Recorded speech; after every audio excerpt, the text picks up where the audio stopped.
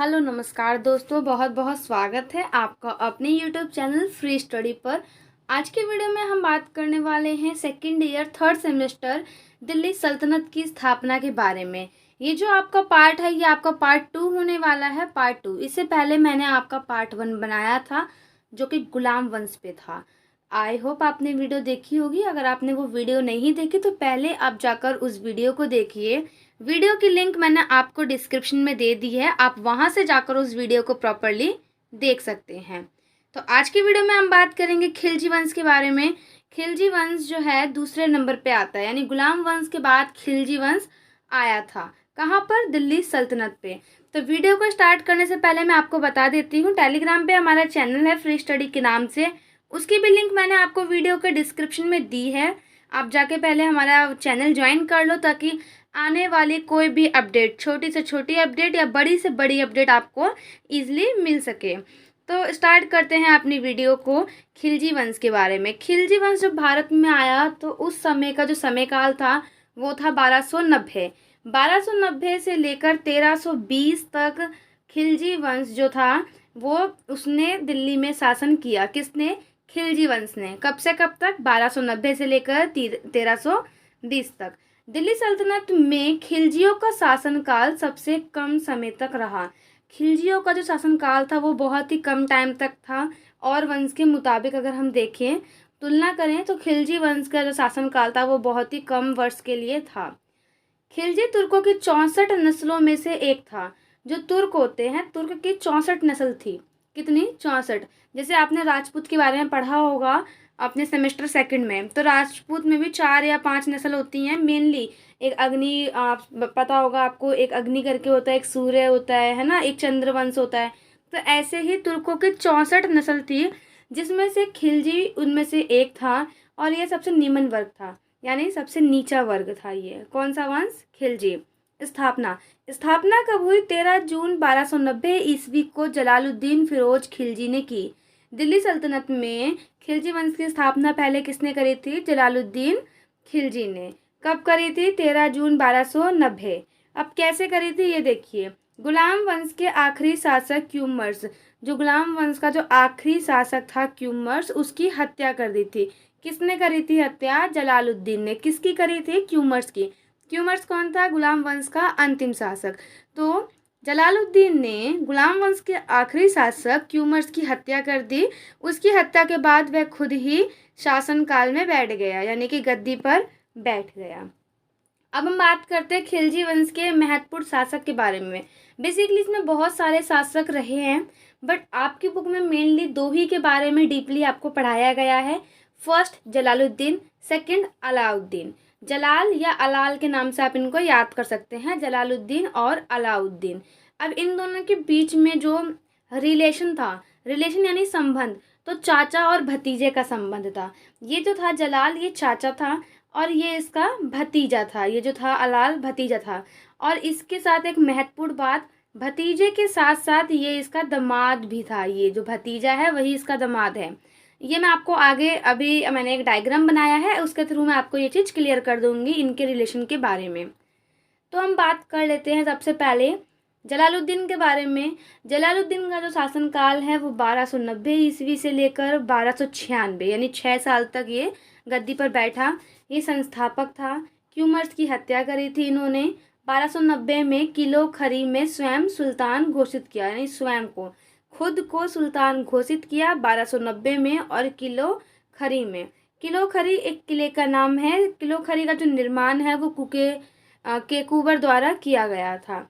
70 वर्ष की उम्र में दिल्ली की राज्य गद्दी पर बैठा, यानी जब इनकी उम्र 70 साल की थी, सोचो एक टाइप से आप, जब वो 70 ईयर्स के थे तब वो दिल्ली की राजगद्दी पर बैठा और किलो खरी को राजधानी बनाया। क्यों? क्योंकि किलो खरी में ही उन्होंने अपने आप को सुल्तान घोषित किया और किलो खरी को ही उन्होंने अपनी राजधानी बनाया। अब बात करते हैं किलो खरी क्या है। तो किलो खरी जो है वो एक टाइप का महल है या किला है, जो आप समझ सकते हो वो समझो। इसका निर्माण जो है कैकूबर द्वारा किया गया था। अब है उसके बाद अलाउद्दीन और मंगोल आक्रमण। अलाउद्दीन और मंगोल आक्रमण। सॉरी, मे भी यहाँ पे गलत हो गया है, यहाँ अलाउद्दीन नहीं आएगा, जलालुद्दीन है, क्योंकि हम अभी जो है जलालुद्दीन के बारे में पढ़ रहे हैं, जलाल के बारे में, तो ये मिस टाइप हो गया है। यहाँ पे आप जलालुद्दीन और मंगोल आक्रमण कर लेना, ठीक है। देखो 1292 93 में उल्लुग खान के नेतृत्व में मुगलों ने भारत पर आक्रमण किया, लेकिन जलालुद्दीन ने मंगोलों के साथ संधि कर ली और अपनी पुत्री का विवाह उल्लुग, यहाँ पे गलत हो गया है थोड़ा सा, ये जो उल्लुग है यहाँ आएगा, उल्लुग खां के साथ करवा दिया। उल्लुग खान ने अपने सभी सैनिकों के साथ इस्लाम धर्म कबूल कर लिया और यही मंगोल बाद में नवीन मुसलमान जो है मुस्लिम कहलाए, तथा यह स्थान दिल्ली में मंगोलपुरी के नाम से आज भी प्रसिद्ध है।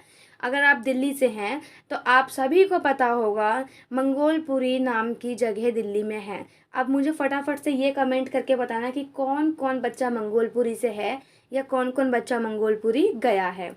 तो अभी हम थोड़ा सा इसको समझ लेते हैं, हुआ क्या था। 1292 और 93 की बात है। उल्लुग खां के नेतृत्व में यानी मुगलों ने क्या किया था, भारत पर आक्रमण किया। उसका हेड कौन था, उल्लुग खां हेड था। और इनने मुगलों ने क्या करा था, जलालुद्दीन पर आक्रमण किया। किसने, जलालुद्दीन, यानी भारत पर आक्रमण किया।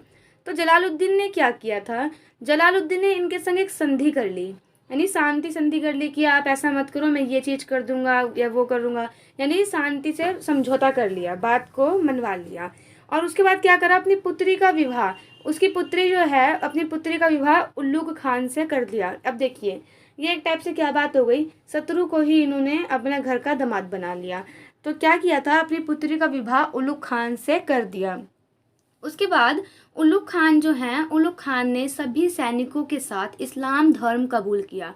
किसने, उल्लुग खान ने, यानी जितने भी मंगोल थे, मंगोल वगैरह थे, ये मुगल लिख दिया, सॉरी मंगोल आएगा, जितने भी मंगोल थे, तो मंगोलों ने क्या किया और उल्लुग खान ने क्या किया, सभी ने इस्लाम धर्म को कबूल करा।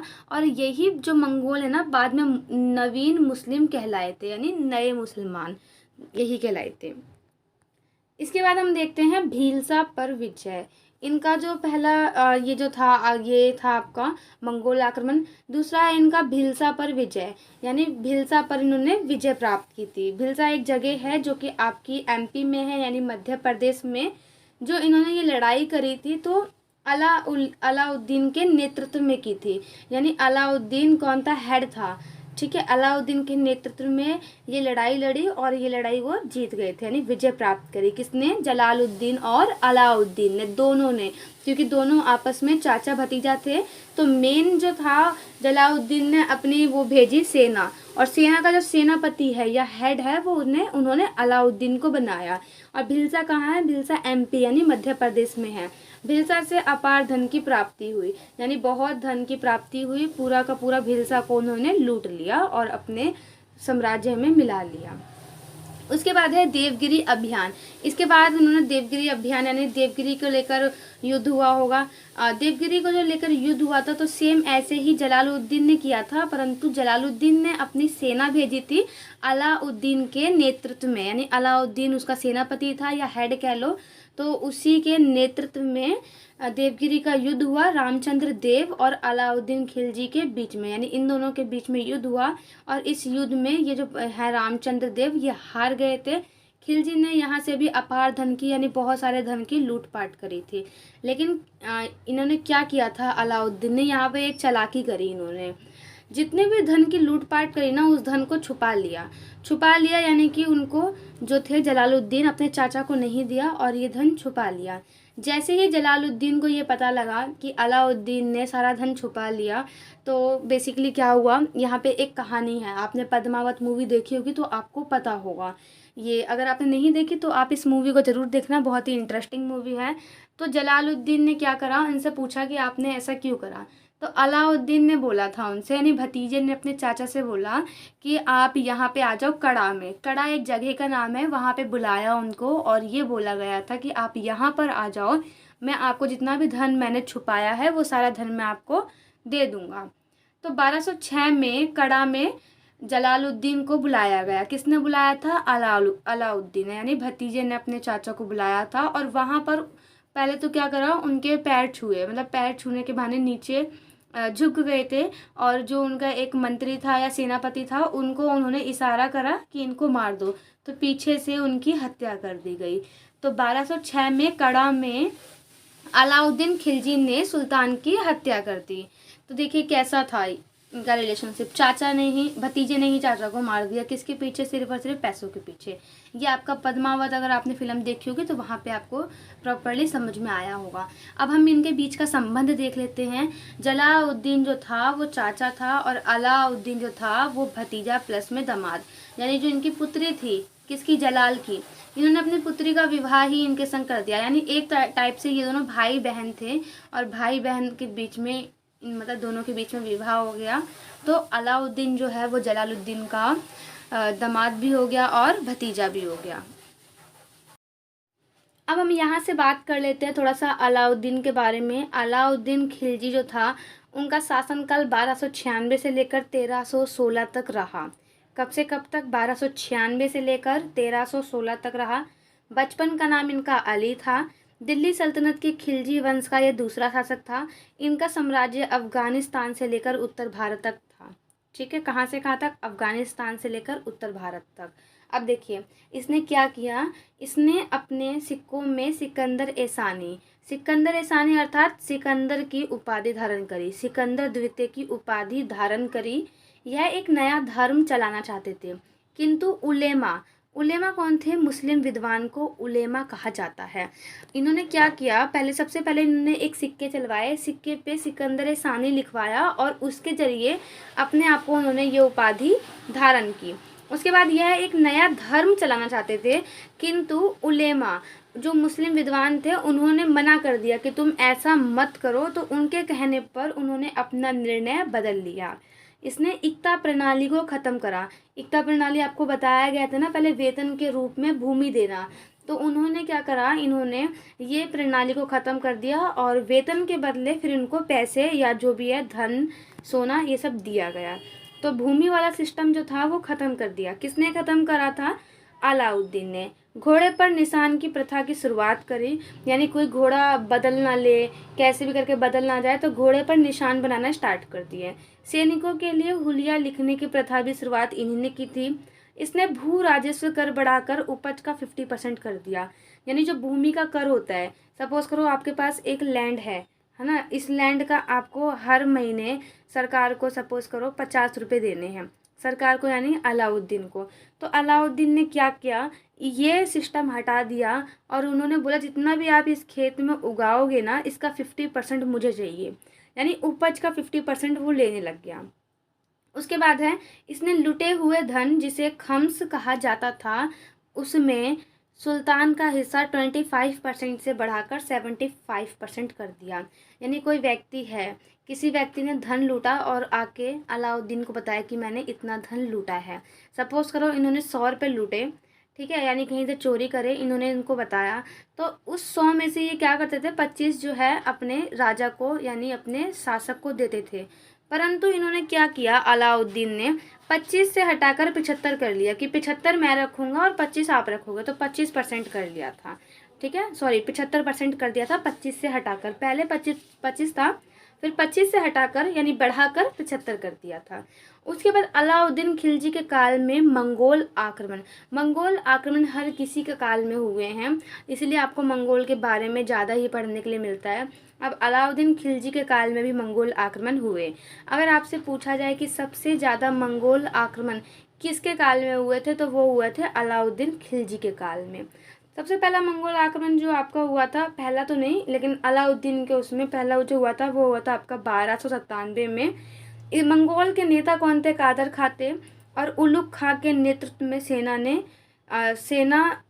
ने पराजित किया। किसको? इसको, कादर खां को। उलुग खां कौन था? उलुग खां अलाउद्दीन का सेनापति था, या गुलाम कह लो, सेनापति कह लो या गुलाम कह लो। किसका गुलाम था? अलाउद्दीन का। कौन था? उलुग खां। ठीक है, तो कादर खां और उलुग खां के बीच में एक टाइप से युद्ध हुआ, दोनों की सेना के बीच में। उलुग खां इस युद्ध में जीत गए। उसके बाद 1299 में हुआ सल्दी इनके मंगोल के नेता का नाम था। और यहाँ से जो जफ़र खान थे, जफ़र खान भी कौन थे? सेनापति थे। बेसिकली जो अलाउद्दीन के सेनापति हैं वो 4 मेन सेनापति थे। फर्स्ट आपका था उलुग खां, सेकंड आपका था जफ़र खां, थर्ड आपका यहाँ पे आएगा, बताती हूँ मैं आपको, एक मिनट। थर्ड आपका ये है मलिक कपूर, जो है मलिक कपूर। और एक और थे फोर्थ, में भी उनका नाम यहाँ पे ऐड नहीं है, एक स्लाइड मिस हो गई है इसमें से। उस स्लाइड में आपके प्रॉपरली चारों सेना के नाम भी लिखे हुए थे कि कौन कौन से 4 सेनापति थे। बट कोई इशू नहीं है, मैं आपको जब नेक्स्ट पार्ट इसका आएगा तब मैं उसमें आपको इन चारों नेता के जो भी इनके सेनापति थे चारों के बारे में बता दूंगी। तो ये कुछ फेवरेट, ये 4 सेनापति थे ना अलाउद्दीन के, ये 4 फेवरेट सेनापति थे। कौन कौन? उलुग खां, जफ़र खान और ये जो है मलिक काफूर, ये 3 ही हैं, चौथे का नाम मुझे याद नहीं आ रहा। ये 4 लोग जो हैं ये इनके अलाउद्दीन के फेवरेट सेनापति थे। तो इन लोगों के बीच में युद्ध हुआ था, किसके बीच में? सल्दी और जफ़र खां के बीच में। जफ़र खां इस युद्ध में जीत गए थे। उसके बाद जो तीसरा भी आपका इसी ईयर में हुआ था, कुतलुग ख्वाजा और जफ़र खां के बीच में, और जफ़र खां ने इसको पराजित करके, यानी जफ़र खां इस युद्ध में भी जीत गए थे। उसके बाद जो आपका फोर्थ युद्ध है वो तरगी वेग के द्वारा किया गया था। तरगी वेग और सल्तनत सेना के बीच में हुआ था। इसमें भी आपकी सल्तनत जीत गई थी, यानी हमेशा अलाउद्दीन खिलजी की सेना ही जीती थी। उसके बाद 1305 में अली वेग, तरतक और तरगी वेग, इन तीनों ने एक साथ युद्ध लड़ा, किसके लिए? अलाउद्दीन खिलजी के खिलाफ। परंतु मलिक नायक जो थे, मलिक नायक के नेतृत्व में ये युद्ध हुआ और ये इस युद्ध में जीत गए और ये तीनों हार गए। और इसके अलावा है 1306 में कुबक के द्वारा एक युद्ध किया गया था, कुबक और मलिक काफूर के बीच में, इसमें भी ये जीते। तो जितने भी युद्ध हुए थे 6 के 6 युद्ध में आपके अलाउद्दीन खिलजी के सेनापति यानी अलाउद्दीन खिलजी ही जीते थे। और एक बात और, ये जो आपका तीसरा युद्ध जो हुआ था 1299 में, इसमें जफ़र खां की मृत्यु हो गई थी। जीत तो गए थे परंतु इनकी वहीं पे मृत्यु भी हो गई थी। तो आज की वीडियो में इतना ही। आई होप आपको अच्छा लगा होगा, और आपको वीडियो अच्छी लगी हो तो चैनल को सब्सक्राइब करना, वीडियो को लाइक करना, और प्लीज़ एक कमेंट करके ज़रूर बताना कि आपको वीडियो कैसी लगी। और जिस भी टॉपिक पे, सेपरेट टॉपिक पे या जिस भी सब्जेक्ट पे आपको वीडियो चाहिए, एक बार आप कमेंट कर दीजिए, हो सकेगा तो हम उस पर सेपरेट वीडियो ज़रूर लाएंगे। Thanks for watching. बने रहने के लिए धन्यवाद। जय हिंद, जय भारत। मिलते हैं नेक्स्ट वीडियो में।